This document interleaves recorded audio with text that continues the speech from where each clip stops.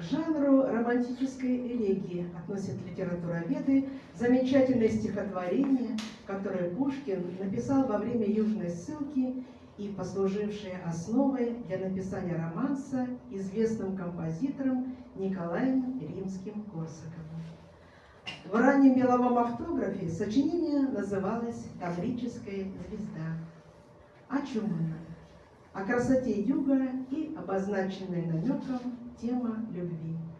Кому посвящено это стихотворение? Число адресатов называют в первую очередь сестер Раевских, ведь в написанном в Каменке стихотворении Пушкин обращается к воспоминаниям о времени, проведенном в Крыму с семьей генерала Раевского.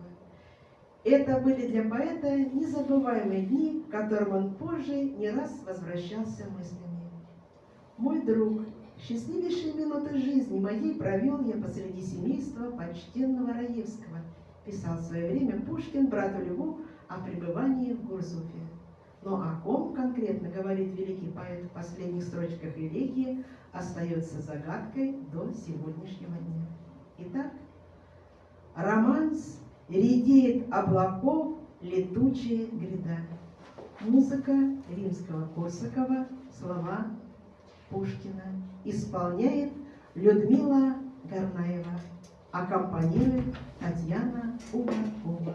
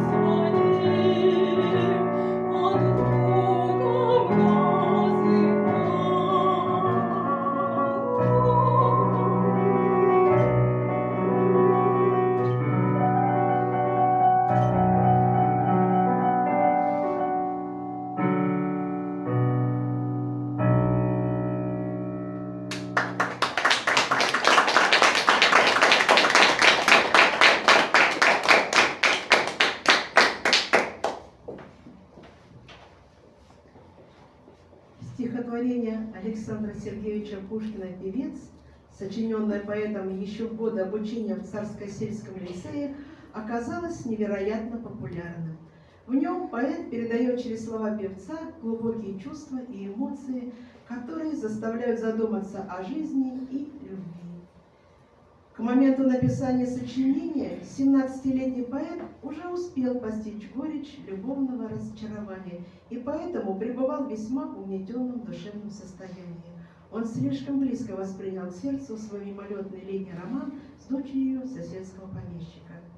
Поэт даже не подозревал, что подобное испытывают не только юноши, но и люди более зрелого возраста, потому что от неудачных романов никто не застрахован. Именно поэтому бессмертные строки этого произведения находят отклик в душе тысяч слушателей.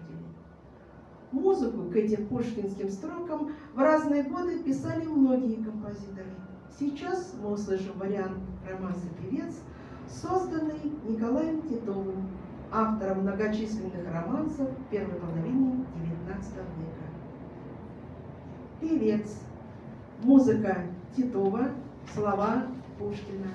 Исполняет Светлана Соловьева. Аккомпанирует Татьяна Уваркова.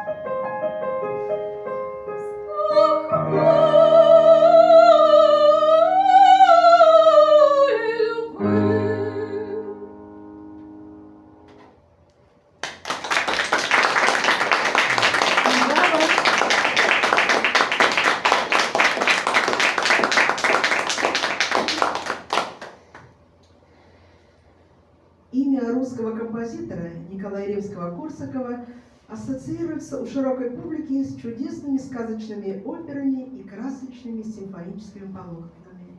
Романсы его известны гораздо меньше. А между тем, первый композиторский опыт композитора был связан именно с жанром романса. Когда-то молодой курсант морского корпуса сочинил, как он сказал, что-то вроде баркаролы в псевдоитальянском стиле. Может, это и был подражательный вздор, как самокритично называл его композитор, но с подражания начинается любой творческий путь.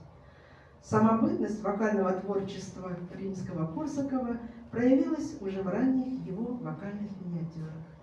В то время он положил на музыку немало популярных стихотворений Пушкина, Лермонтова, Плещеева, к которым обращались многие композиторы. Среди них было и стихотворение «На холмах Грузии» Александра Сергеевича Пушкина. Итак, «На холмах Грузии» Римский-Корсаков, слова Пушкина. Исполняет Нелли Семенкина, аккомпанирует Татьяна Уваркова.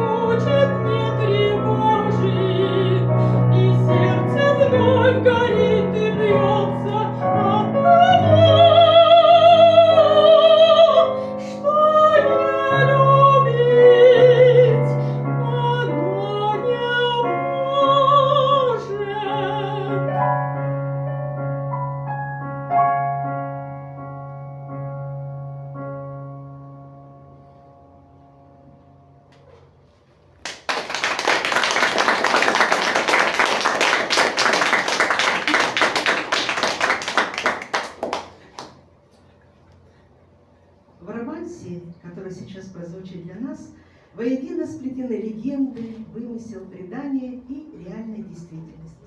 Несколько слов об истории создания этого прелестного романса. Семью генерала Раевского, блестящего генерала, участника войны 1812 года, Александр Сергеевич Пушкин особенно сблизился во время совместных путешествий. Находясь в Крыму, поэт вместе с Раевскими посетил Бахчисарай, маленький татарский поселок. Это посещение и легенды о хан Гирее и его любви было толчком к написанию поэмы «Бахчисарайский фонтан», а потом и стихотворения «Фонтану Бахчисарайского дворца», хотя по существу никакого фонтана и не было. Поэт так описывал увиденное. «Вошед во дворец, увидел я испорченный фонтан. Из-за ржавой железной трубки по каплям падала вода. Я обошел дворец с большой досадой на небрежение, в котором он истлевает». Позднее Пушкин вспоминал то время как счастливейшие минуты своей жизни, ведь он был увлечен младшей дочерью Раевского в ту пору. Многие композиторы XIX века обращались к пушкинскому фонтану. Сейчас мы услышим вариант романса, созданный Николаем Сергеевичем Титовым. Романс «Фонтану Бахчисарайского дворца». Музыка Николая Титова, слова Александра Пушкина. Исполняет Светлана Соловьева. Аккомпанирует Татьяна Уваркова.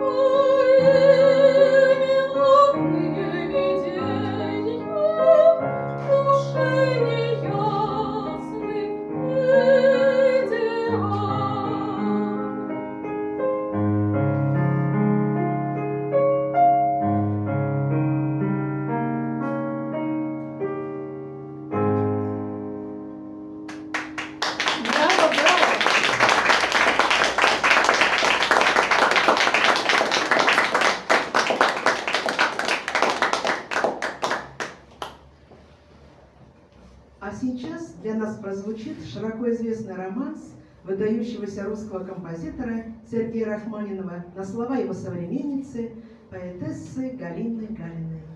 Стихи Галиной, мелодичные, легкие, простые по образам и языку, были в начале 20-го столетия во множестве положены на музыку.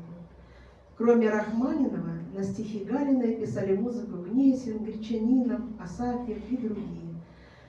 За 25 лет творчества в России Сергей Рахманинов написал более 80 романсов, и среди всех его романсов особняком стоит этот, единственный, самый загадочный, посвященный таинственной и до сих пор неразгаданной Н. Причины, которые заставили Рахманинова зашифровать адресата посвящения одного из самых светлых, самых весенних по настроению своих творений, до сих пор неизвестны. Итак, романс «Здесь хорошо». Музыка Рахманинова, слова Галиной. Исполняет Людмила Горнаева. Аккомпанирует Татьяна Уваркова.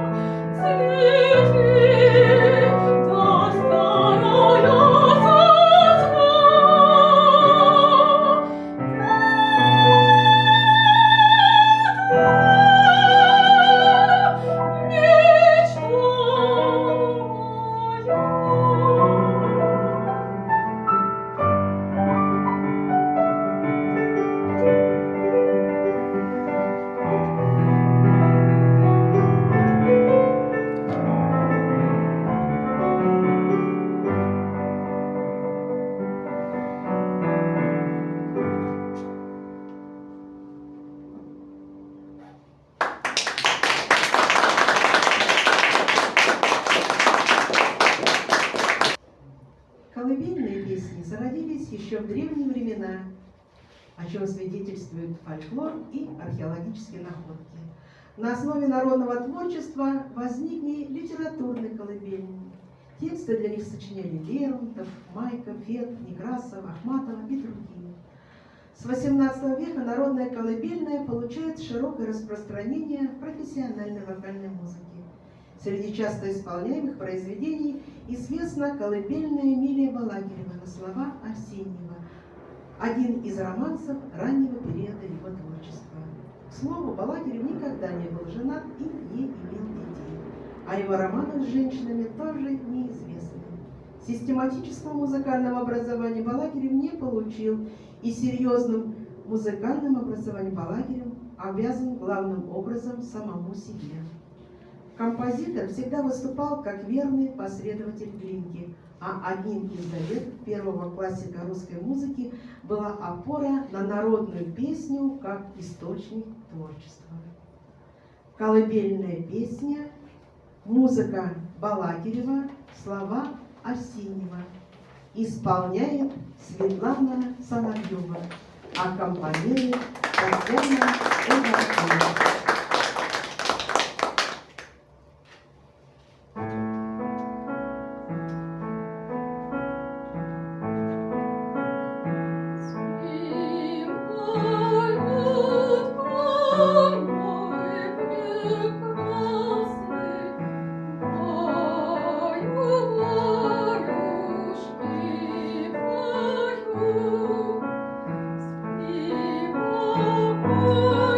Oh,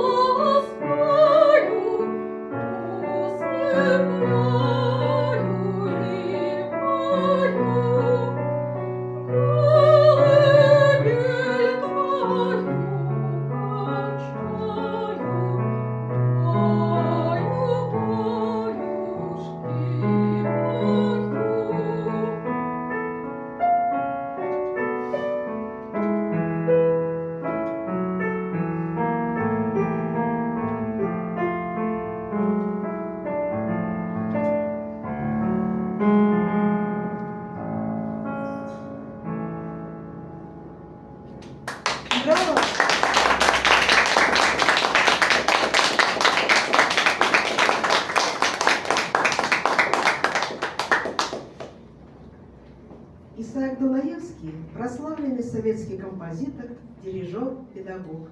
Его часто называли советским Моцартом за пленительную мелодичность его музыки, за легкость и глубокую лирику.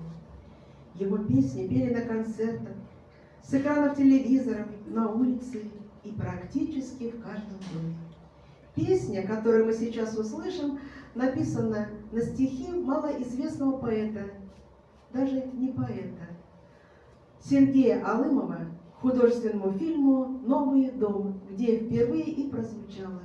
Написана она была для актрисы Лидии Смирновой, с которой композитор познакомился на съемках фильма «Моя любовь». «Под луной золотой». Исаак Дунаевский, Сергей Алымов из кинофильма «Новый дом». Исполняет дуэт Нелли Семенкина и Людмила Горнаева. Аккомпанирует Татьяна Уваркова.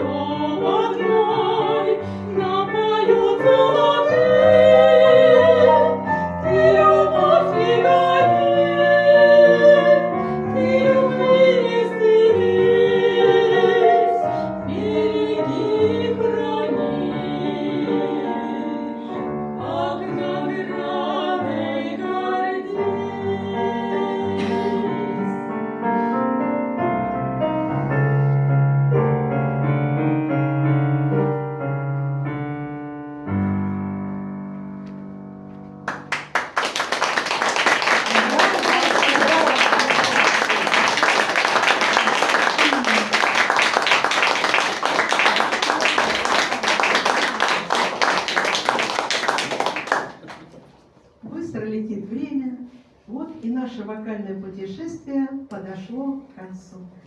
И закончили мы его в исполнении прекрасного дуэта, прекрасного вокального произведения. Я хочу сейчас позвать еще тех, кто радовал вас сегодня. Это Нелли Семенкина.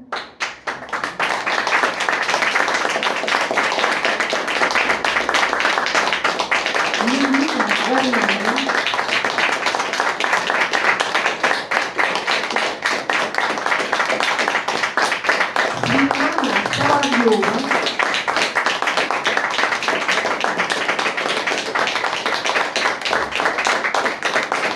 Аккомпанировала Татьяна Уваркова. Браво!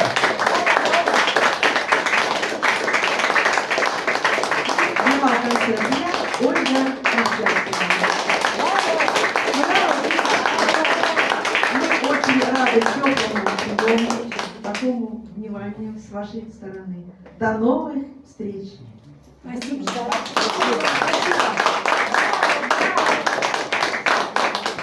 24 июня приглашаем вас в 14 часов в корпус 320.